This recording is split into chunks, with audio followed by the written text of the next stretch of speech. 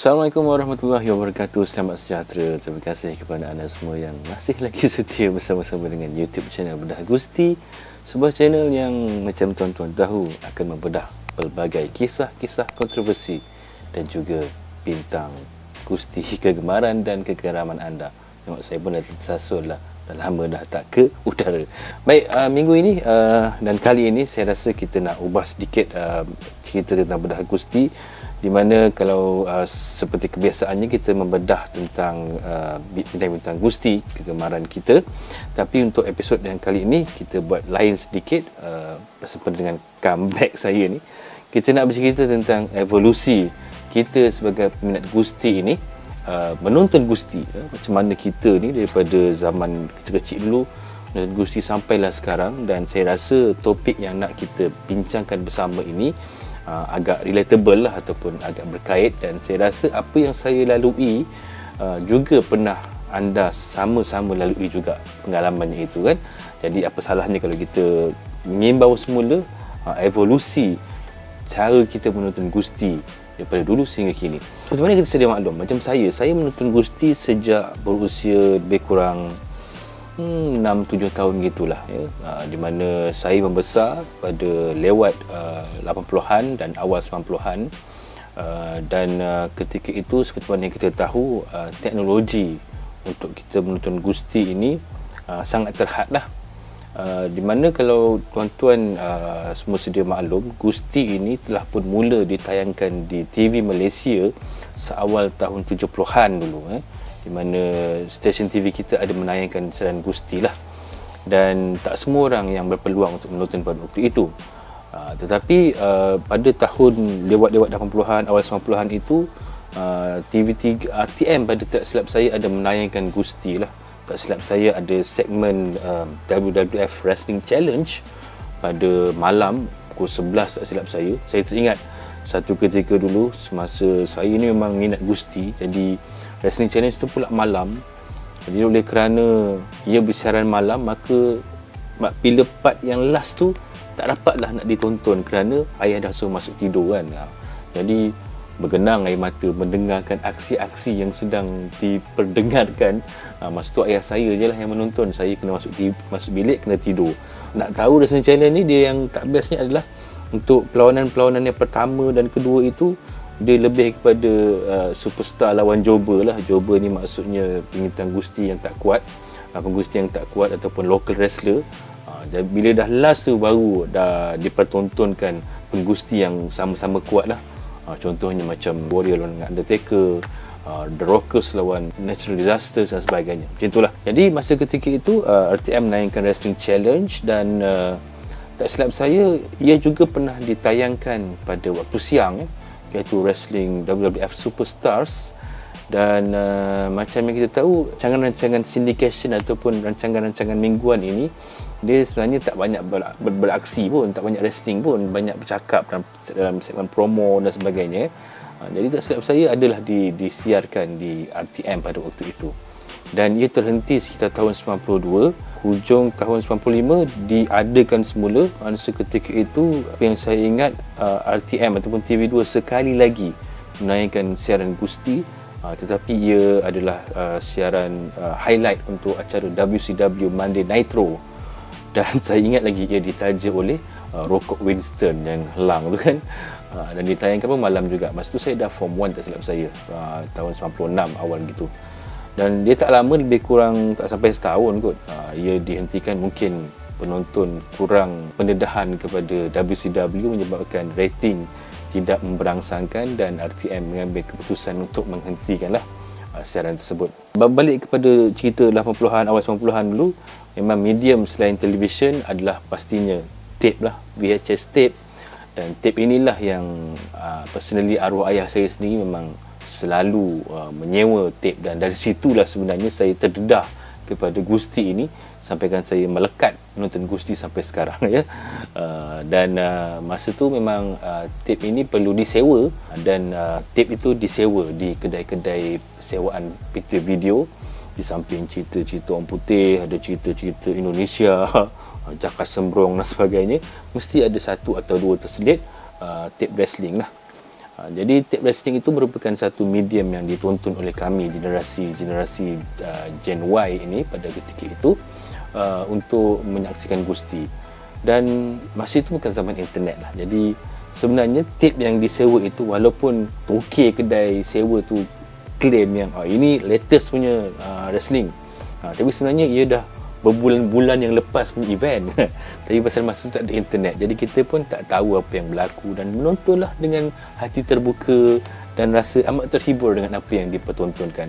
Bukan sekadar pay-per-view, kadang-kadang ada juga rancangan-rancangan ataupun kompilasi perlawanan-perlawanan yang disatukan di dalam tape tersebut dan dipertontonkan. Dan biasanya ia adalah Coliseum Home Video yang dibawa masuk daripada US ke WWF pada ketika itu ke Malaysia dan ditapekan lah.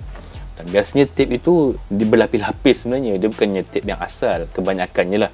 Kadang-kadang bila dah habis siaran gusti ataupun benda yang kita tengok tu, selang beberapa minit kalau kita rajin, kita terus stay walaupun dah ada gambar berkeriau tu kan, gambar kartu tu, kadang-kadang ada cerita lain pasal ia adalah tape yang dilapis daripada cerita yang sebelumnya.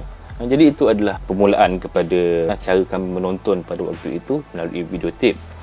Dan selepas itu, evolusi itu terjadi apabila teknologi itu beralih pula kepada VCD ataupun cakra padat video.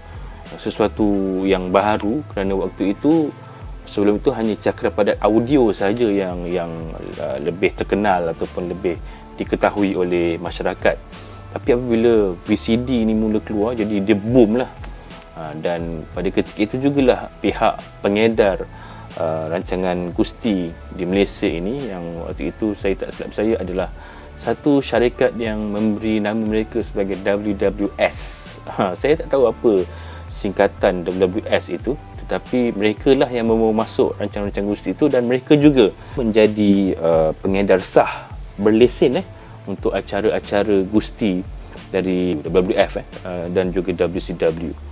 Dan pada ketika inilah mereka memperkenalkan VCD dalam kotak yang panjang, dan satu kotak itu pun mengandungi 3 keping CD.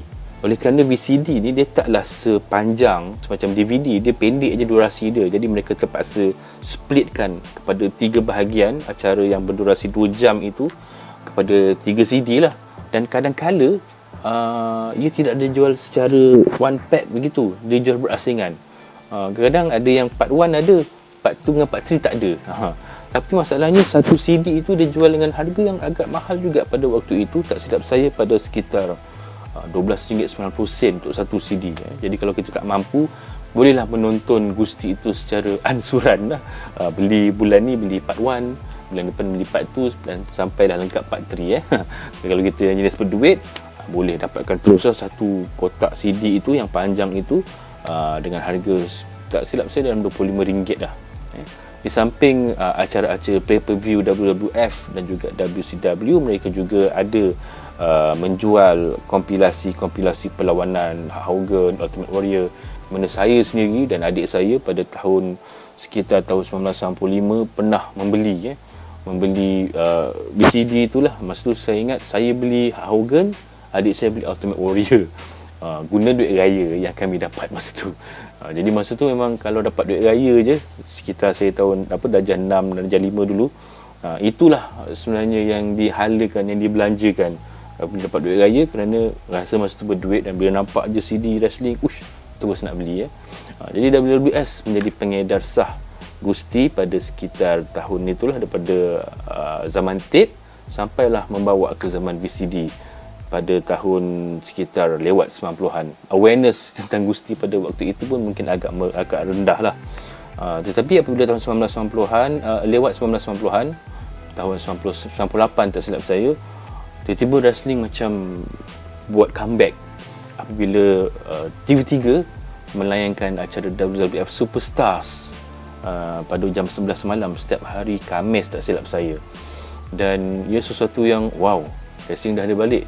Tapi oleh kerana daripada last kita tengok gusti di TV, ada zaman Hogan dan sebagainya, tapi kali ini banyak bintang yang kita tengok tu budak-budak muda, budak-budak baru yang mungkin tak berapa dikenali lah berbanding zaman-zaman Hogan, Warrior, Macho Man dan sebagainya.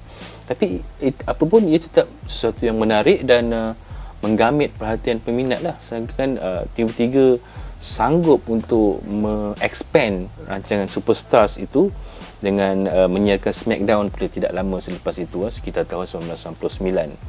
Waktu itu Superstars tu, macam saya cakap tadi, dia adalah rancangan yang banyak perlawanan mereka melibatkan penggusti kuat lawan penggusti yang tak kuat. Tapi yang waktu yang paling famous waktu tu adalah Serious lah. Memang tiap minggu kalau tengok WWF Superstar tu mesti Serious tu ada kan. Jadi waktu tu wrestling dah buat comeback lah dan ramai dah mula menjadi peminat gusti oleh kerana TV3 menyiarkan gusti di siaran mereka. Terima kasih TV3 atas inisiatif tersebut dan mereka membawa masuk Smackdown. Jadi bertitik tolak daripada situ, jualan VCD juga dah mula boom lah.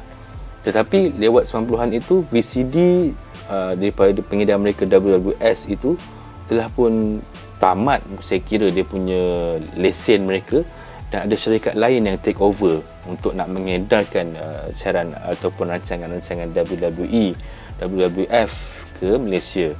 Tak lain tak bukan Sendi Mutiara. Saya pasti anda semua sangat familiar dengan nama ini, di mana Sendi Mutiara ini merupakan sebuah syarikat yang sebelum itu banyak menerbitkan filem-filem Tamil dan juga Bollywood. Tapi mereka mengambil langkah berani dengan membayar lesen untuk mengedarkan VCD official WWE. Menariknya, Sendi Mutiara ini mereka lebih sedikit up to date berbanding WWS. WWS dulu mereka keluarkan VCD, tetapi event yang mereka keluarkan tu yang latest itu sebenarnya dah per bulan yang lalu. Contohnya 3-4 bulan yang lepas punya event lah, baru sampai ke Malaysia dan mereka CD kan acara tersebut, baru mereka jual. Berbeza dengan Sendi Mutiara, apabila mereka menerbitkan juga, tetapi tempoh masanya itu tak terlalu lama, lebih kurang selepas sebulan acara itu ditayangkan di US, dan lepas sebulan baru kita dapat tengok di Malaysia. Kira lebih cepat lah berbanding dengan zaman WWS dulu. Dan saya masih ingat lagi VCD pertama yang Sendi Mutiara keluarkan adalah acara Armageddon tahun 1999, WWF Armageddon, yang main eventnya menampilkan Triple H menentang bakal bapak mertuanya Vince McMahon. Tapi masa tu saya tak beli lagi. Saya tak berapa berani nak beli lagi kerana dia punya packaging dia berbeza berbanding zaman WWS dulu lah. Saya rasa pelik dia punya ni packaging ni lebih nipis lah masa tu. Tetapi apabila saya dah dapat tangkap, kita ni fan Gusti kan, jadi kita ni boleh tangkap lah benda-benda yang pelik macam ni. Next monthnya tu tiba-tiba muncul acara Royal Rumble dengan kotak warna merahnya, dan dia nipis dan dalam tu ada 3 CD. Masa tu saya ingat lagi, saya beli di kedai tu, dia menyewakan tape kepada orang, tapi dalam masa yang sama mereka juga menjual VCD lah. Dan salah satu CD yang saya nampak tu, Royal Rumble 2000, wow, menarik ni, warna merah merun, dia punya cover gambar Cactus Jack dan Triple H. Saya ada lah CD tu tapi dah hilang lah mana, saya tak pasti lah. Cuma yang kelakarnya dekat belakang tu, mungkin mereka orang Sendi Mutiara ni baru-baru nak belajar nama-nama ahli Gusti ni, dia punya ejaan nama pengusti tu sesuka hati je. Chris Jericho jadi Chris Jericho, Viscera jadi Usra. Tapi kelakar lah. Tapi dia juga menampilkan 3 CD juga dalam tu. Satu event tu dia split lah kepada 3, sama macam WWS tu, dan dijual lebih kurang pada harga, tak silap saya, RM23.90. Satu kotak panjang itu, tapi dia nipis, convenient lah pada saya, mudah nak disimpan. Masa tu saya memang menggunakan sepenuhnya lah duit belanja sekolah saya ketepikan, saya kesampingkan sedikit khas untuk bajet beli VCD ni lah. Masa tu yang menariknya, bila mana masa tu tahun 2000 tu, 99 ujung dan 2000 tu wrestling memang dah boom lah. Smackdown kat TV3 tu memang menjadi topik wajib untuk diperkatakan setiap pagi Jumaat bila kami datang ke sekolah, kerana ia disiarkan pada Khamis malam Jumaat sebelumnya tu. Jadi besoknya Siapa yang tak tengok Gusti pada malam sebelum tu memang menganga lah tengok member cerita kan. Jadi oleh kerana boomnya SmackDown waktu itu dengan ada game WWF SmackDown kat PS1 kan. Jadi memang jualan VCD mereka pun nampaknya memang memberangsangkan lah, dan VCD keluaran Seni Mutiara ini juga melalui pelbagai evolusi. Tapi yang menariknya, mereka pernah buat satu kontes. Dia ada sediakan satu buku. Buku tu macam kita kena beli, kita beli CD tu, dapat buku tu, dan kita kena kumpul stamp. Stamp tu daripada setiap kotak CD tu ada satu stamp yang kita kena potong dan kita kena tampal sampai dah dia lengkap. Dan hadiah-hadiah yang ditawarkan tu boleh tahan memang official daripada WWF lah. Dan hadiah utama tu yang masih saya ingat adalah tali pinggang bengkung kejuaraan Smoking Skull Stone Cold Steve Austin tu. Wow, yang tengkorak tu kan memang menarik lah.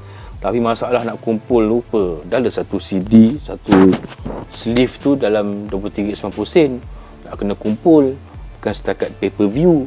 Yang rancangan-rancangan mingguan bodoh pun kita kena beli juga. Raw, SmackDown. Yang rancangan-rancangan Jobber, Jack, Metal tu semua kena kumpul. Memang mana maunya memang tak ada lah. Jadi kalau orang tu betul-betul anak lot atau orang kaya memang boleh beli borong semua, mungkin lah kan. Tapi pada mereka-mereka yang marhen macam saya ni memang tak dapat dah. Dapat tengok je lah kan. Wow, dapat bengkong kejuaraan. Berangan je lah masa tu kan. Macam saya katakan tadi, Seni Mutiara punya VCD ni dia juga melalui beberapa proses transformasi dan juga reformasi. Daripada kotak panjang itu, tak lama kemudian mereka beralih kepada kotak DVD ataupun kotak VCD yang 4 segi. Macam ni Okey, macam ni. Ini antara VCD yang saya masih simpan lah, yang berjaya saya selongkar dan akhirnya jumpa balik. Ada beberapa je yang berjaya saya jumpa. Ini Backlash 2001, No Way Out 2002, kemudian ada WrestleMania 18 2002. Wow, Hogan lawan The Rock. Invasion 2001. Ini pun menarik ni kan, masa WCW dibeli oleh WWE.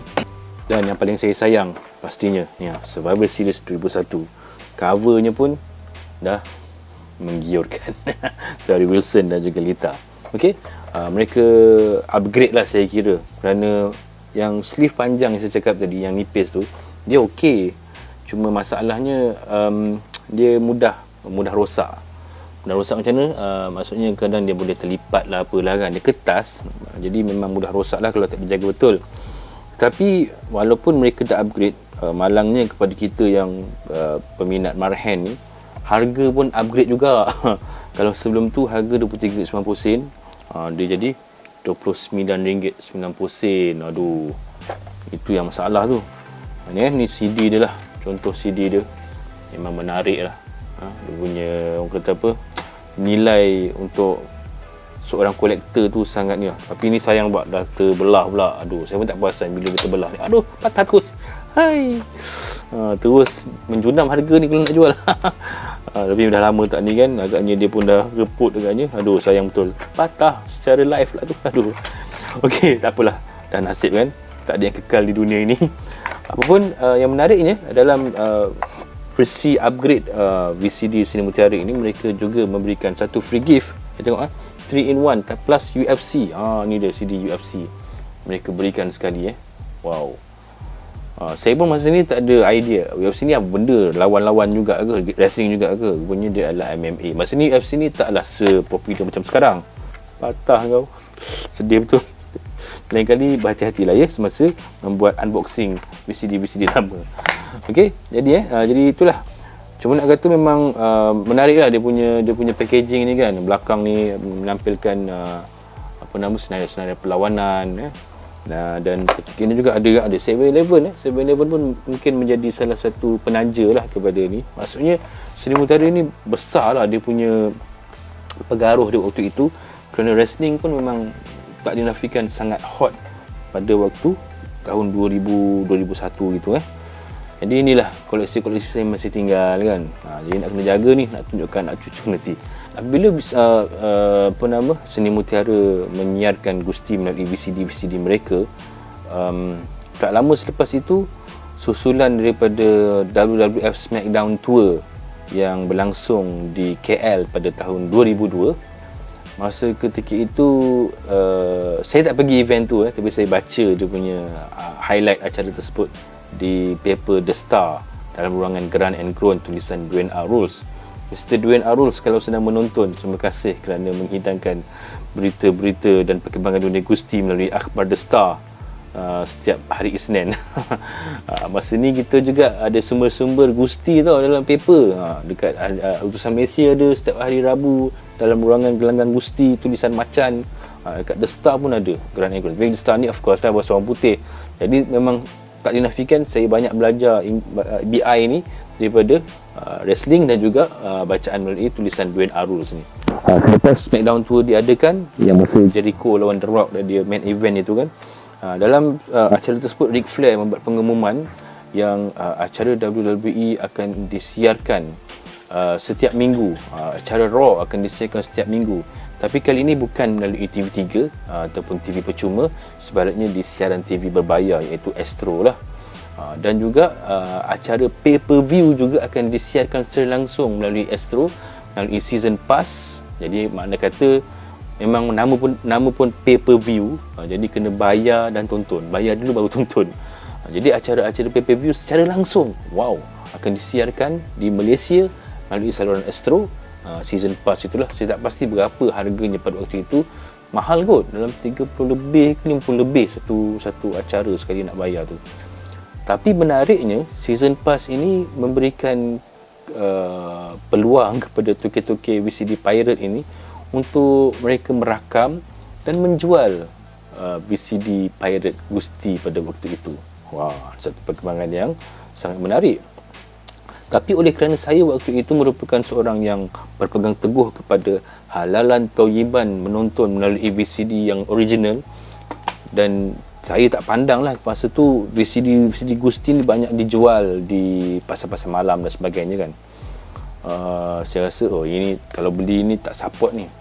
Tapi oleh kerana VCD Seni Mutiara ini, dia macam saya kata tadi, ia dijual sebulan selepas acara itu ditayangkan di US. Jadi waktu itu hasil daripada bacaan di paper dan sebagainya, kita kalau kita nak stick pada Seni Mutiara, mesti akan terdedah kepada spoiler punya. Jadi akhirnya saya terpaksa mengangkat bendera putih, mengorbankan saya punya falsafah dan pegangan. Saya beli juga kerana VCD pirate yang dirakam daripada season pass Astro itu adalah lebih up to date. Hari ini lawan, besok atau lusa dah keluar VCD-nya. Wow, mana tahan bang. Kita pula masa tu baru langgan Astro menyanyikan Raw. Jadi kalau tengok Raw, dah tentu kita akan kena spoiler acara yang malam sebelumnya. Jadi nak tak nak terpaksalah juga membeli. Tapi bagusnya, of course lah, nama pun VCD cetak rompak kan. Daripada harga RM29.90 VCD ori, kenalah beli harga RM10. 3 CD juga. Cuma itulah kualitinya tu akan produk Astro, dan dia punya inlay pun lebih kurang je kan. Tapi yang penting isi dalamnya tu kita dapat up to date lah. Baru lawan malam tadi, lusa kita dah boleh tengok secara live. Kadang-kadang terpaksa hold tak tengok Raw yang malam Selasa tu, kena tengok Raw yang malam ulangan dia, Rabu malam Khamis tu pukul 12 malam, pasal tak tengok lagi yang acara pay-per-view kan. Punya nak jaga manhaj ataupun nak elak daripada spoiler masa tu kan, belilah. Dan akhirnya memang saya sendiri secara peribadi dah tak belilah sangat VCD ori ni, kerana yalah dah tengok kan. Tapi untuk kolektor, ada sahabat-sahabat saya yang walaupun mereka beli VCD pirate, yang bersih Seni Mutiara ini juga mereka turut sama mereka beli, kerana untuk nak mengumpulkan khazanah inilah, yang saya kira akan menjadi sesuatu yang sangat berharga di masa akan datang lah. Sekarang pun kita tengok ramai yang mencari balik kan VCD ni. Tak lama kemudian ia beralih pula kepada DVD, dan Seni Mutiara tak silap saya terus mengedarkan VCD WWE ini sehinggalah tahun 2012 atau 2013 tak silap saya. Masa tu ada kawan saya memang regular beli. Dia cakap dekat Speedy dah tak ada dah. Jadi ada juga sahabat-sahabat kita yang pergi bertanya di kedai Seni Mutiara sendiri di KL tu, dan mereka mengatakan bahawa licensing, lesen untuk mengedarkan WWE punya program ini semakin mahal dan tak berbaloi bagi mereka, kerana jualan pun dah kurang, dah merudum. Ramai yang dah beli CD cetak rompak dan juga ramai yang dah menonton secara atas talian lah, ya, di internet. Zaman internet dah bermula, jadi rasanya dah tak mampu, dah tak balik modal lah orang cakap. Jadi akhirnya Seni Mutiara pun turut sama mengangkat bendera putih, melakukanlah dan terpaksa menghentikan pengedaran VCD mereka lah. Sesuatu yang sangat mendukacitakan, tapi apa nak buat, ialah masa berevolusi kan, terpaksa juga mengikut arus masa, dan akhirnya Seni Mutiara pun hanyalah tinggal kenangan lah. Saya tak ingat apakah judul terakhir, tak silap saya TLC 2012 kot, sebelum ke tahun selepas itu yang dah tak ada lagi disiarkan. Selepas itu adalah juga dijual yang secara bawah tanah, dijual secara yang diambil juga daripada Astro kan. Astro masih lagi menawarkan ataupun menyajikan pay-per-view ini dengan harga yang sangat mahal. Tapi masa tu kami pun agak tak puas hati jugalah dengan Astro, kerana kita bayar mahal. Bermula tahun 2009-2008, masa tu WWE dah start HD dah, tapi mereka masih lagi menawarkan dalam SD walaupun kita bayar dengan harga yang mahal. Berapa kalilah kami komplain kepada Astro kan, kenapa kami bayar mahal tapi dekat US dapat tengok HD, kami ni dapat tengok SD kan. Tak puas hati lah. Astro pun tak dapat nak bagi jawapan. Sampailah akhirnya Astro dengan pengenalan WWE Network pada tahun 2015, mereka mahu masuk siaran WWE Network secara ala carte, di samping dengan channel Setanta Rugby dan juga Golf kot, tak silap saya, dengan bayaran tambahan RM15.90, dan kepada sports subscribers RM10.90 kita dapat menonton acara ataupun siaran WWE Network, dan termasuk pay-per-view yang selama ini kita nak tengok dalam HD juga disiarkan. Tapi malangnya siaran network yang disiarkan feed daripada WWE ni ke Astro, dia berulang-ulang siaran dia. Ada siaran berulang-ulang, banyak total divas pula tu kan. Dia memang agak membosankan lah. Ramai yang tak puas hati kan. Dan akhirnya nasib baik WWE Network membuka jalan kepada kita, dan mana orang Malaysia pun boleh juga melanggan, dan akhirnya kita dapat menonton lah sampai sekarang.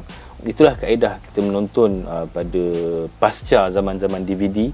Dan saya pasti ramai juga yang selain menonton secara halal, ada juga pastinya memuat turun daripada sumber-sumber yang tak diketahui, tapi adalah beberapa sources yang memang reliable, yang saya sendiri daripada tahun 2010 mengunjungi tempat tersebut untuk memuat turun dan sebagainya kan.